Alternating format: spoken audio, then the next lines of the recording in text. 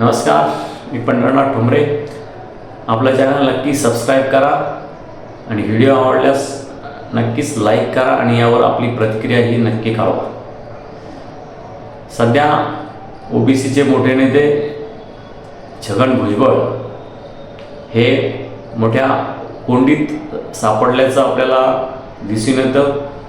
ते नेहमीच चर्चेत असतात.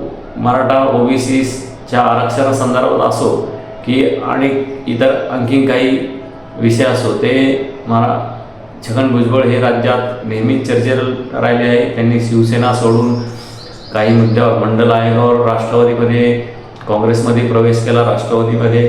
आता पुन्हा एकदा ते कोणत्या पक्षात जाणार की आहे तेथेच राहणार यावर चर्चा सुरू झालेली आहे. कारण अजितदादा पवार यांच्या पक्षाने, राष्ट्रवादी काँग्रेसने त्यांना मंत्रिपद दिलेलं नाही. त्यामुळे ते प्रचंड नाराज आहेत.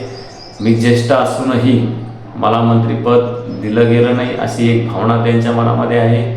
आणि त्यांचं एक या संदर्भात वक्तव्य आहे जहाँ नहीं चाइना वहाँ नहीं रहना, असं एक वक्तव्य करून त्यांनी अजितदादा यांना पक्ष सोडण्याचा इशारा दिला असला तरी 1 ते 1.5 महिन्याचा कालावधी उलटूनही त्यांनी पक्ष सोडण्याच्या संदर्भात किंवा कोणत्या पक्षात जाणार आहोत आपण या संदर्भात कोणतीही भूमिका जाहीर केलेली नाही. नुकतेच राष्ट्रवादी काँग्रेसचे शिर्डी येथे अधिवेशन झाले.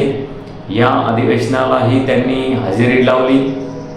त्यामुळे पुन्हा छगन भुजबळ यांची नाराजी दूर झाली काय अशी एक चर्चा सर्वत्र सुरू असतानाच त्यांनी मात्र माध्यमाशी बोलताना आपण नाराज नाही आहोत असेही सांगितले.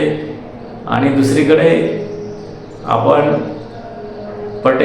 पटेल आणि तटकरे यांच्या बोलण्यानुसार त्यांनी आपल्याला बोलवलं म्हणून येथे आलो असं म्हणत अजितदादा यांच्यावर नाराजी व्यक्त करत काही कालावधीसाठीच, काही तासासाठीच ते या शिर्डी येथील अधिवेशनामध्ये उपस्थित राहिले आणि येथून धूम ठोकली.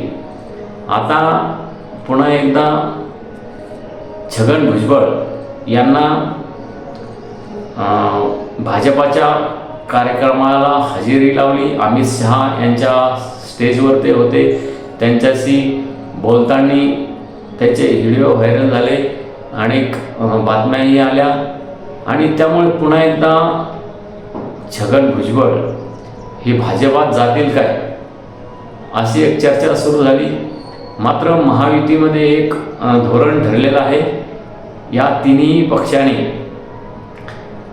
एखाद्या पक्षातील नेत्याला आपल्या पक्षात घेण्यासाठी दुसऱ्या मित्रपक्षाला विचारल्याशिवाय संबंधित पुढाऱ्याला, नेत्याला त्या पक्षात प्रवेश देता येणार नाही, असं एक महायुतीच्या तिन्ही पक्षांनी धोरण ठरवलेलं आहे. यातच छगन भुजबळ यांची कोंडी झालेली आहे. ते भाजपमध्ये जाण्यास इच्छुक असले तरीही भाजप त्यांना प्रवेश देतंय का यावरही प्रश्नचिन्ह आहे. कारण त्यांना अजितदादा यांची परवानगी घ्यावी लागणार आहे. त्यामुळे छगन भुजबळ यांच्यासाठी भाजपाचा दरवाजा सध्या तरी बंद आहे. ते काँग्रेसमध्ये जाऊ शकत नाही. सध्या काँग्रेसची अवस्था वाईट आहे. उद्धव सेनेची अवस्था वाईट आहे. शरदचंद्र पवार गटाची अवस्था वाईट आहे. कारण त्यांना तिथं मंत्रिपद मिळणार नाही आणि दुसरा काही सध्या राजकीय लाभही या चारही पक्षाकडे नाही.